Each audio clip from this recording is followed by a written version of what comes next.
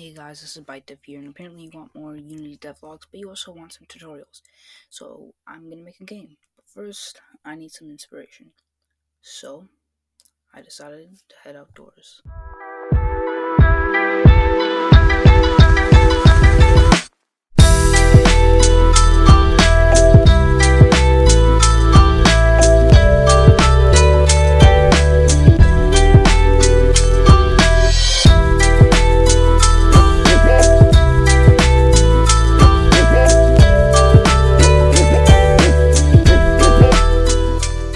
I decided to make my game about trees. So I quickly drew one.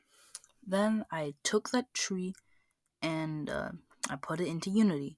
So now we have a finished game. Then I started playtesting it. Here's some audio. Oh my god, wow, this is the most amazing game ever. I should sell this on Steam or something. I mean, seriously, this is just amazing.